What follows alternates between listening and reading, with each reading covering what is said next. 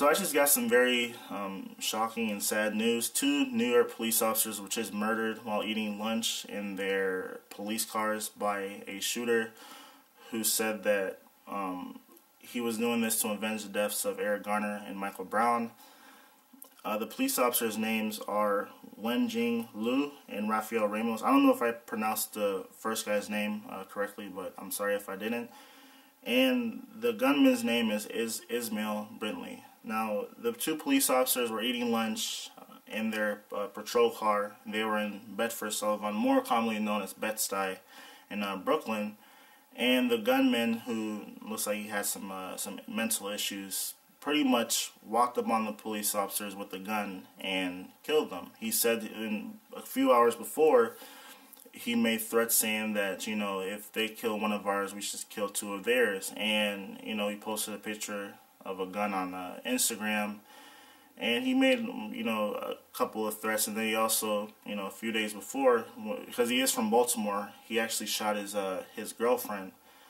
And, you know, he pretty much executed these police officers to, like, try to make some sort of message. And to me, when you commit acts of violence to try to, like, make some sort of, like, change in the way society is like run or whatever, it doesn't do anything. It just makes the situation worse. Like, how is murdering 2 police officers going to, you know, change the way we look at, like, you know, stuff that happens in our society? It's not. It's just going to make the situation so much worse. And, like, and then you look at the actual police officers and, like, their families, and it's like when I read about, like, you know, the police officers and their families, that's what really struck a chord with me. Like, the one guy, Lou, he actually just got married 2 or 3 months before, you know, this incident. And, you know, he's leaving behind a wife and a family. And then the other guy, he has a wife and he has a 13-year-old son. And, you know, now, you know, the 13-year-old son doesn't have a father no more. And from my own personal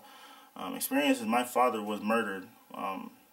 You know, it was actually a couple months before I was born, but still, like, to grow up without a father, it's really hard on a child. And it's sad, you know. I'm just, like, thinking, like, that 13-year-old, you know, child, he now doesn't have a father, and it's just, like, it's even hard for me to talk about, because it's like, it just reminds me of, like, my own situation. But, you know, my heart goes out to, like, the families, man. That's just, it's very hard to lose a loved one.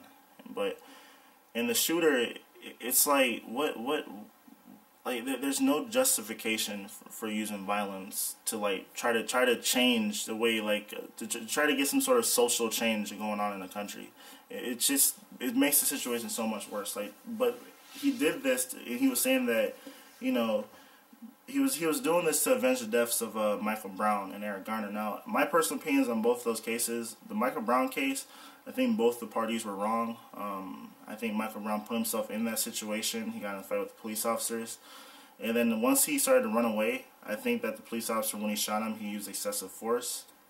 But then the Eric Garner case, I think that's pretty much clear-cut. Like, the police officers were wrong in that incident. But the thing is, we don't lay the blame on the actions, you know, on everyone just because of the actions of a few, you know, police officers. Like, most police officers, the vast majority of them, I would say like 99% of them, want to go home at the end of the day and, like, you know, be with their families. It's just a job.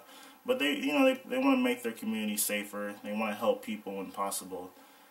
I mean, I honestly don't think police officers are actually, you know, waking up every morning thinking, like, how many like, you know, innocent people I want to kill. No, I honestly think they want to, you know, make communities safer for, like, residents who are, you know, law-abiding citizens. And I just, that's how I think, you know, that's my opinion. A lot of people, they think police officers are just, all of them are bad, and, you know, they overuse their authority. I have 2 police officers who are, or I have 2 uncles who are police officers, and they're, like, the nicest people in the world. I have an aunt that's a judge. I have another aunt that's a prosecutor, and, like, and they're nice people. But